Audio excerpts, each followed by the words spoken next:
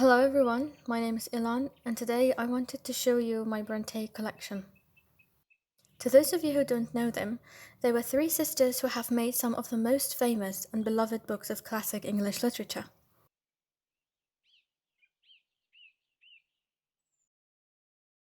The Brontë sisters were born to a literary family in the village of Thornton in Yorkshire, England. Their father was a clergyman and their mother was a literate, lively, and kind woman. The children lost their mother to a disease in a very young age. Later, their two elder sisters died of tuberculosis. This had a big impact on the lives of the remaining siblings. Charlotte, Emily, Anne, and their only brother, Branwell, were very close, especially when they were children. They would make imaginary worlds in their heads and make stories and heroes in these worlds. They were story makers from the start. I have a huge respect and love for the Brontë sisters, especially Charlotte. They put all their soul in their writings, and they did so in a time when female writers didn't have as much freedom and were not as much supported as today's writers. In fact, when they first courageously decided to publish their poetry and their novels, they chose to have male pseudonyms because they knew they would be taken more seriously and they would be less subject to prejudice if the readers and the publishers thought those books were written by male authors. So they chose three names by which they submitted their works to publishing houses without the publishers at first knowing of them being females. So Charlotte went by the name of Cura Bell, Emily by the name Ellis Bell, and Anne by the name Acton Bell. They tried to choose names that preserved their initials. Collectively, the three sisters published 8 novels with various degrees of success. I have 5 physical copies, but I have read all 8 novels. The first Brontë book I read was Wuthering Heights. It was first published in 1847. The story is about the inhabitants of Wuthering Heights and Thrushcross Grange and the orphan boy that Mr. Earnshaw brought with him from a journey, named Heathcliff.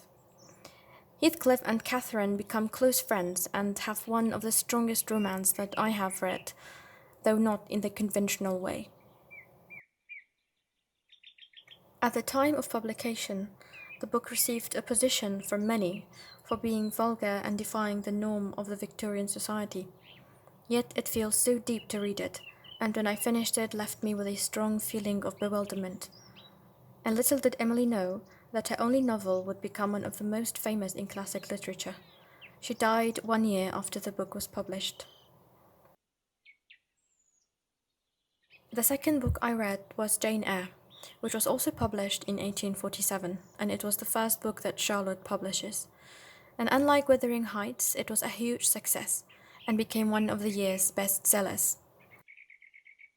I believe most people have heard of Jane Eyre, as it is one of the most famous romances till this day.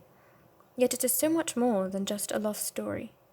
Jane's character is one of the strongest, most self-disciplined and principled I have seen.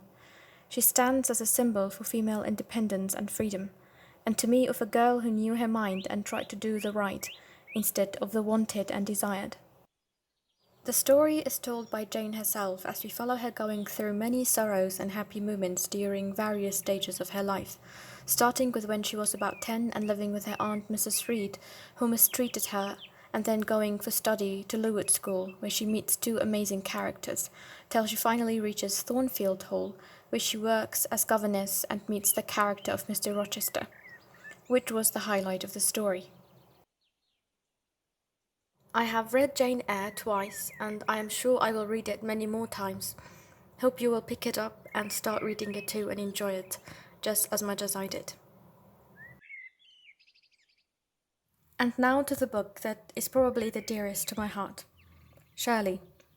It was first published in 1849 when Charlotte was a famous writer after the success of Jane Eyre, though she still published it under her pseudonym, Cura Bell. The story of Shirley is set in a remote village in the beginnings of the 19th century Yorkshire during the Industrial Depression caused by Napoleonic Wars. So it begins with a mill owner, Mr. Moore, and his cousin Caroline Helston, who is the second main lead in the story.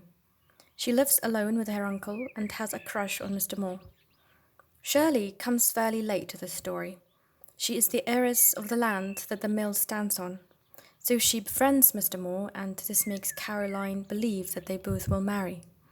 But despite this, Caroline and Shirley develop a beautiful friendship, one that makes them love each other the more they know one another. Shirley's character to me is imaginative, beautiful, complex, intelligent. If there is one fictional character that I would get to be friends with, I would pick her right away. But maybe Anne of Green Gables can be a very close second. The fourth book that I have is Villette. I have the least attachment to this book out of all the Brontë books I have read, even though I believe it was an amazing one. Villette is considered to be Charlotte's tale of how she failed when she worked as a teacher in a boarding school in Brussels. This book is about Lucy Snow, whom, after some unknown family tragedy, ends up as a teacher in a school in a little fictional town named Villette in Belgium. The book talks about the mental health of Lucy in more details and near modern days views than many other books of the time. In the story, Lucy develops a sort of friendship with an eccentric professor of the school, Monsieur Paul Emmanuel, who antagonizes and opposes Lucy many times in the book, which later she realizes has helped her grow and become stronger. Their conversations were my favorite part of the novel.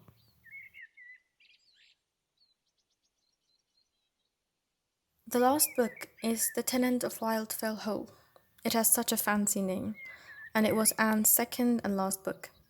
It was published in June 1848, 1 year before Anne's death, and it was an instant success. The story is about Helen Graham, the new tenant who comes to reside in Wildfell Hall. She is a young, attractive, though secretive woman with her child and a companion.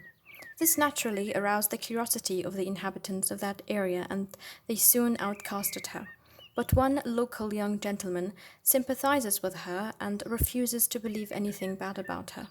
The contents of the book and the protagonist's narrative and occupation as an artist who also sells her paintings for a living were shocking to the gentle society of the Victorian readers. The themes of alcoholism and domestic abuse were also talked about in bold and brave details.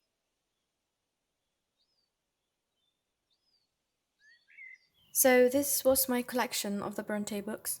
Even though many tragic events happened in their lives, yet they have made some of the most beautiful and powerful characters in classic literature, including Shirley, Caroline, and Jane, my personal favorites.